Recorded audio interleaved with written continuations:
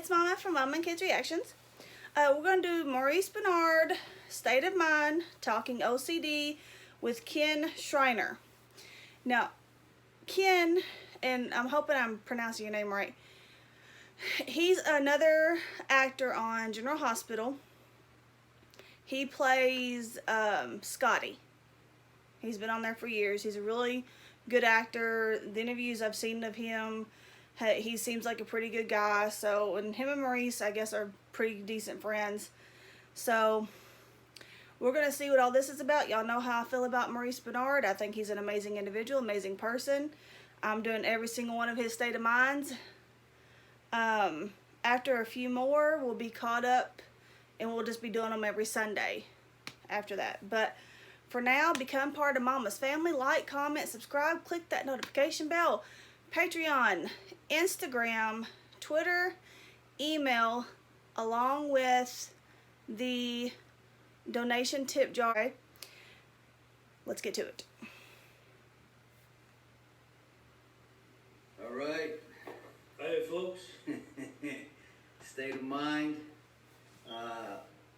I don't know anyone with OCD, so, you know, I know one person, and that's the legend, Ken Schreiner. If you don't know Ken It is Schreiner, Ken. Okay. he was been on General Hospital for how long? I'm headed to 44 years. 44 years. Long time. 44 years. 44. Headed. Headed. I don't know I'll make it. But he's a good guy. He's plays a great character. Yes, Scott Baldwin, Everybody loves him. attorney at law. And he's here to talk about. You really don't talk about this much, do you? Well, nobody's really interested in OCD, which is obsessive compulsive disorder, is a disorder which can drive your average person crazy. It starts young, at a young age. You could be traumatized by something very young. When I was 16, my parents were both killed in a car accident. I'm not saying that is enough to traumatize somebody, and then it can go from there. I have reason to believe that my father suffered from OCD because he used to change his clothes a lot before going to church, and I always thought that it seemed like a weird behavior. So It could have been. And my brother does a lot of checking locks and checking. So OCD it's an obsessive thought, and the only way to get rid of that thought is to check obsessive compulsion. Not the compulsion. You have to have a compulsion. Like, for example, I drove over here on my Vespa, and I'm thinking, did I park in a good spot? Is somebody going to back over my Vespa? I wonder if I should go out and check on it and make sure that it's a good spot. However, I was assured by Maurice that it was a good spot. But that's where you get in trouble. You cannot go for assurances. If you look for assurances from people, or, you know, hey, did that happen? Hey, then you're already in trouble. The disorder gets the best of you. Depending on the amount of time, if you spend too much time by yourself, and with COVID and everything, we're all caught up. Yeah. So your mind has more time to mess with itself. So as these obsessions take over, whether it's driving, what bump was that? Did I just hit somebody? Should I go back and check? Today, I found out that the minute you get out of the moment of living in the moment, if you say and the moment you lose the moment, you say, wait a minute, if you just hit somebody, that would be the thing. You go, oh my God, I just hit this guy. You get out of your car and you check on the guy. So it's while you're driving down the street that the disorder, the oh my God, what a horrible thought. What if that guy got in my way and I saw that guy, but what if I hit him? I should go back and check. Right. And once you go back and check and you get in that loop, there's no stopping you. Right. Yeah, it is a loop. You in a free zone. Do you find, like me, who's bipolar, depression, and anxiety, you don't get a lot of compassion because they can't see the illness. Mm-hmm. It's like, see this cut? Yeah. Okay, give you an example. I went to work one day with so much anxiety, and you know Donna, God bless her soul. She saw for the first time what anxiety was, and I was crying in my room, and I said, I can't go up and act, and she helped me, and I went up and act. But nobody cares because they can't see it, and I fake it pretty well, It's right? true. But I come to work with a cut. Oh my goodness! Are you all right? Go to the doctor. Right. And this is nothing. What you have, what I have, because what you have, from what I've researched, if you don't get treatment, what happens? It goes out of control. Well, there is no real treatment. There's no medication to be on. You can pretend to go on a Zoloft or one of these antidepressants that does zero, really. All it does is just sort of calm you down. It's like just an anti-anxiety pill. Where someone like you gets they don't know what's going on in your head. Somebody like me, if I got up right now and I said, I can't take it, I gotta go check on my Vespa, eventually you would say, oh, for Christ's sakes, the door's locked, the Vespa's fine.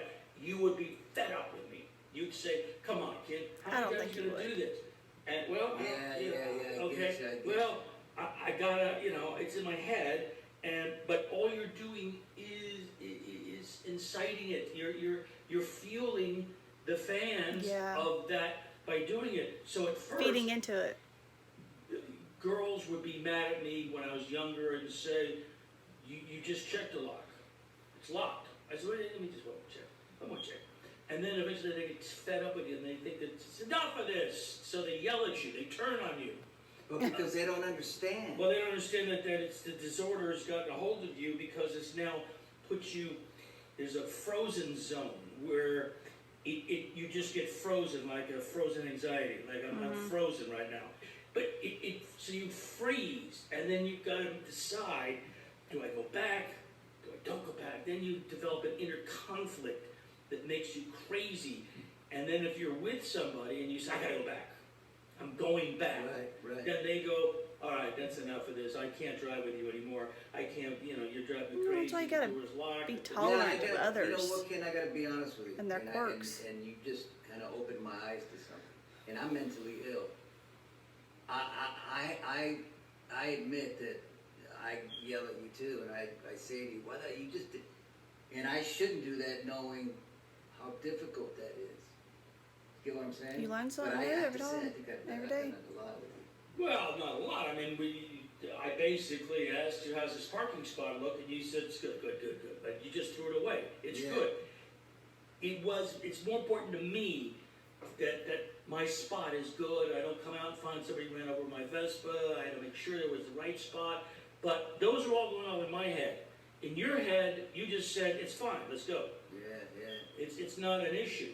Yeah, I get So each person has their own issues depending on which disorder True. that they seem to have picked up along the way over the years. Now, if it goes untreated, I hear it can be bad in the sense of you would have horrible anxiety. The anxiety is depending on which facet it takes on.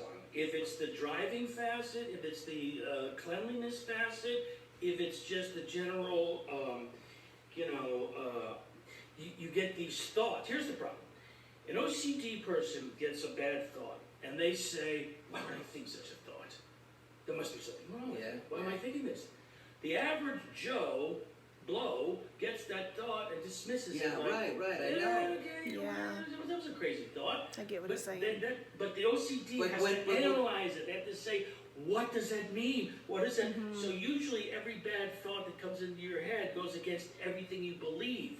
So if you believe that you just hit somebody and kept going, that's not who you are. So it makes you crazy to have a thought to think that you ran somebody That's- over and you're not even going to go back and check on them. But when you have a negative thought, do you have anxiety already, or it's just a negative It's thought a that no, it- turns into anxiety? What it is if knowing that you have you've taken the disorder on full because you've had time to take it on. 10 years ago when I was working a lot and stuff, I was too busy being busy. But when you have a lot of time on your hands to take the disorder on, knowing that when you go out, the disorder is going to attack you. So every time you go out, or you think, oh boy, Kind of which prepare one's gonna yourself. get me today? Is it, oh my God, I just, shook that guy's hands. I didn't even think about washing my hands. Oh, I just, so these disorders it's a standard issue disorder. OCD, obsessive compulsive disorder, has many, many symptoms, but they're all the same. If you have it, you could have all of them. So you tell me you never felt anxiety? I feel anxiety every day. I get anxious all the time. But it's not horrible anxiety? It's horrible about going, okay, I'm going to go to Gelson's today because I go to the supermarket every day. I know at the supermarket there's going to be something that's going to give me anxiety, whether it's people, whether it's, driving there, where did I park? I just backed out, so the anxiety just stays with you, and it's depending on how much it feels like attacking you that day. Mm. Sometimes it can be easy on you. Sometimes you can walk away unscathed and say, no, I got this perfect. I'm backing in. I'm not going to back out. Are there days that you don't have anxiety? Or you don't have OCD? No, OCD is chronic. Everybody has it's chronic. You're stuck with it. It's like bipolar. Yeah, you're just stuck with it. It doesn't go away. There's no cure for it, and it is chronic. That's the first thing they tell you is don't think that you're ever fixing this. This is chronic. It's how bad you let it get, and because of all of these podcasts and all of this stuff that you can listen to and you can sites, you can also, as I asked you once a couple of years ago, I said, have you ever spoke to anybody that had bipolar? You said, I think maybe once. Yeah. And I said the same thing. I don't think I've ever met anybody that had OCD. And then I started listening to a therapist that has OCD, treats OCD, and I realized that what she's saying is that if you have it, this is what comes with the dinner. These things all come with it. Yeah. So accept it, and here's how you deal with it. Accept it. Yes. And learn a way to live with it. Words I told you the other day: accept it, acknowledge it, and accept it, and just take it. You don't want to address it. There it is. Right. There it is. I'm not going to address it right now. You don't want to give it power. It all starts with the movie in your head, right? Right. It all starts with. If you can turn it, turn it down or turn it up or turn it down, it's, as opposed to what happens when you start getting these thoughts, like I've just had 3 months in the coronavirus. It was, I always say this. Did you think you were going to get the coronavirus? No, it was just horrible. But what it is you can't. It's like there's this thing that when I started State of Mind, I said you got to stay in first, second gear. If you can go to third, but don't go to fourth and fifth. When I was in fifth, can't stop it. You can't stop that negative thoughts. No, once it gets a hold of you, you can't. How do you pull out of that then?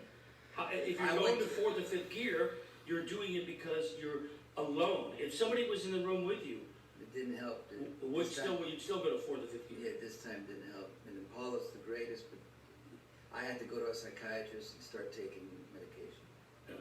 So, now one last question. Yes. You've been doing fantastic. Do you know that there's an actor who's OCD? I want to know if you can guess who this actor is. I've seen OCD depicted in movies. Leo DiCaprio. That's it. They say they say he has it. I don't know that. Well, he says he has it. But he says, but you can have it. Like I said, it comes in so many shapes and sizes. I mean, it is standard issue. You're going to get one of them. if I said, Maurice, I'm so sorry, but I gotta go wash my hands one more time, I just, Right. I gotta go check on my spot again, I think somebody might have backed over my scooter, it would eventually drive me crazy. Now, those are like real bad OCDs that you just can't let it go. Now, they did depict the movie of Howard Hughes having OCD, and then he couldn't leave the room because he didn't want to touch the knob. Yeah, The bathroom. yeah, right. But that's a very theatrical Intense. and a high-end Yeah. degree. Just like that show that used to be on Monk. He was always Yeah, right, and the thing that people I never that watched do that. have OCD, when people say, oh, he's so OCD about his house, his clothes, coordinated, that makes people with OCD really crazy because it has nothing to do with it. It's just a term they've thrown out there. It's dramatic. So he's OCD. Right. But what is that? That's not what it means. That's not what OCD is. Right. You know? It's not like somebody saying you're nuts. Define nuts to me. Yeah, right. Okay. So, we're going to end this on this. On an up note. Yes. Here you have very successful actor, 40,000 years on the stove. Another 40,000 actor who's successful. I'm mentally, I was going to say mentally screwed up. But I'm, what I am, bipolar, the whole thing. And you can live a great life being OCD, being bipolar, anxiety, and depression. You can live a great life, even though sometimes you think you can't. And like my wife says, she just said to me recently, she said, and I didn't understand it because I was in a bad way, but now I get it and I say it all the time now. She looked at me and she says, honey, every time you say you can't go on, You do. you've gone on 100%. He said that before. It's true. It's cool, right? Well, it's true. There's a survival. You forge on. And I you know, do but it. sometimes I love them. All right, say bye. Ken. Thank you, everybody out there, and anybody with OCD. It is what it is. You'll deal with it step by step, issue by issue. All right. And there's plenty of websites that you can listen That's to true. people talk. That's true. Okay. See you later, alligator. Bye-bye. Alright, that was Talking OCD with Ken Schreiner of State of Mind with Maurice Bernard. I enjoyed it. OCD is something that we have taken like out of context a lot. Like somebody that likes to clean a lot. They're like, oh, they're just OCD about their house. It's kind of like, it's just a term that gets kind of taken for granted.